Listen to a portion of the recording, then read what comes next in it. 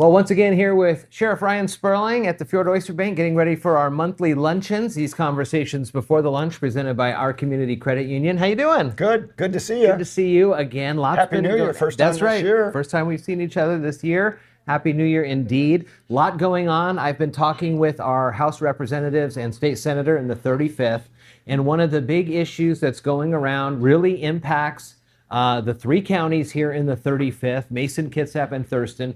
And it's the Senate and House bill. There's two different versions, and this could take control away from the citizens in the counties on electing a sheriff or removing a sheriff. Is that right? Well, it'll undercut it. It won't necessarily fully take it away. This is just the first chop at the tree, so to speak. You've been in Olympia talking about this. Explain a little bit about, I guess, both sides of how this is coming down, where you understand the idea came from and how it's gaining any sort of traction by taking away kind of the will of the voters, and what you and your other sheriffs and police chiefs through WASPEC and all those folks are talking about when it comes to this. You bet. Being a member of the Washington State Sheriff's Association, I've had the opportunity to sit down with the sponsors of the bill, and this bill that we're talking about is Senate Bill 5974, which is called the Sheriff's Accountability Bill. But unfortunately, the title is kind of misleading. Because I don't think there's a sheriff out there that's really against accountability, because we have too much authority, and if we're not accountable, we draw the wrong person to our profession. Right. They call it the Sheriff's Qualification Bill. It's really not about sheriff's qualifications, because right now every sheriff in Washington State is certified through CJTC.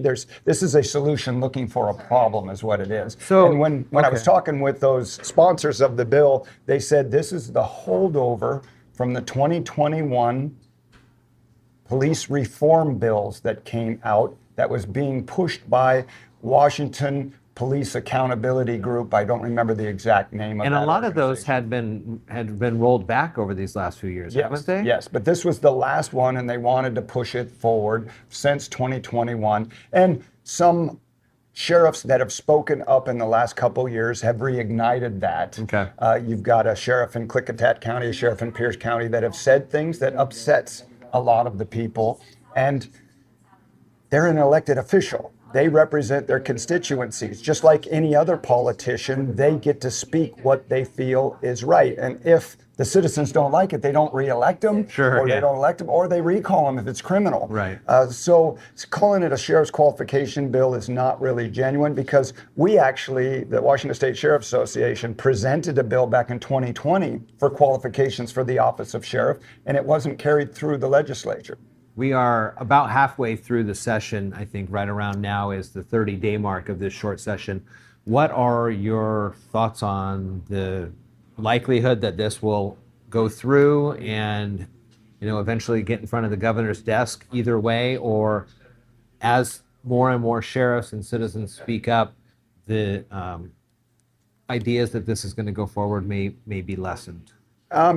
It sounds good on the surface again, and that's why you'll get a lot of people supporting it.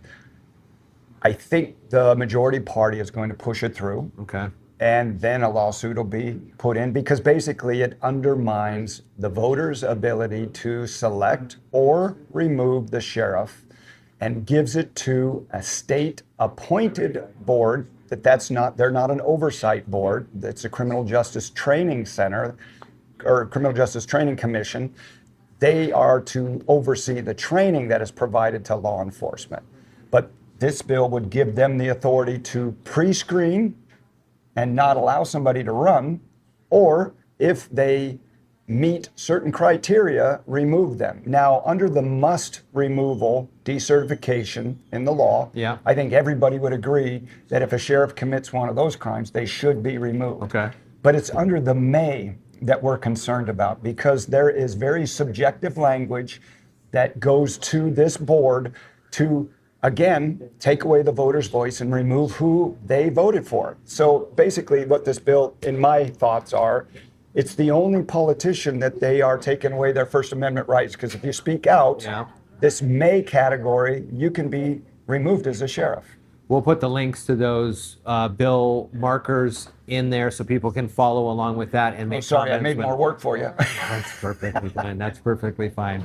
What else is going on? By the time people see this, it will almost be Polar Plunge time. That's right. It's coming up. Valentine's this year. It's at the Alderbrook once again. I found Love some that. videos of the second annual and third annual ones when we were here at the port of Hoodsport, and Off I the was dock? jumping in the dock, Yeah. and it was frozen there. I didn't get to do that. No, I I started know. after. You got lucky when we were at Alderbrook. But this is, again, a great fundraiser. Hood Canal Lions partnering with 5 emergency service departments across the county that are giving back funds to this. And again, we've been involved in this for a long time. Love this event. Alderbrook does such a great job.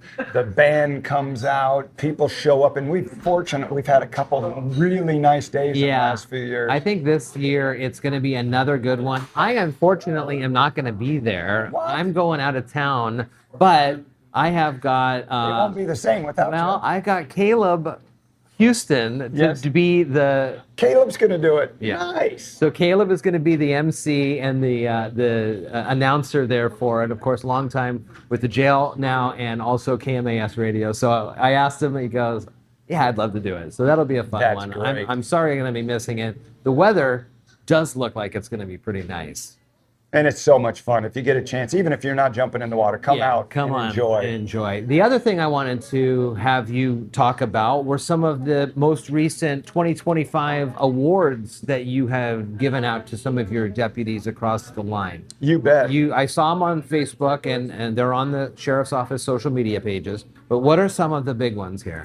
We had actually 4 life-saving awards, and our guys are out there, first one on the scene of collisions, even before firefighters, stopping bleeding. We had somebody shot through the chest with a sucking chest wound is what it's called, and Okay. had to do an occlusive bandage. We've had people that have actually had to reach into a leg and pinch the femur to stop femoral Wow, okay. bleeding so somebody wouldn't die. Wow. We had an individual, and it was a little controversial for some, but we don't see it as controversial at all. Somebody who had multiple felony warrants for sex crimes, and he was on the superstructure of the high steel bridge about to jump, and my guy spent a half an hour talking him off. Wow. The thing of it is we're not judges. We're going to treat everybody with dignity and value all human life. And they were able to talk him up and get him some assistance right away because he was in mental crisis. Sure. Those type of things, we gave life-saving awards to Deputy Laird, Deputy McEwen, Deputy Treat, Deputy Gaynor. Okay. And then we had our Employee of the Year awards. Our corrections deputy is a newer deputy, Ernie Obermark, just did a fantastic job. Our patrol deputy was Deputy White, who also had received multiple life-saving awards. He used to be a paramedic, so he puts those skills to practice as soon as he arrives. And then we had our public servant of the ward, Angel Evans. And it's just, we have such great people that represent us so well. We're so proud of them. Well, it's good to see you back here in Hoodsport, the Oyster Bank, the first Fridays of the month, or when we're doing these lunches. Good opportunity for folks to come down from the lake or just around to get a good meal and hear from our Mason County Sheriff Ryan Spurling. These conversations brought to you by our community credit union, and I already got a lot of people waiting to hear from you, so we'll get right to it. All right? Good thanks, to see you, Kevin. buddy. Yep.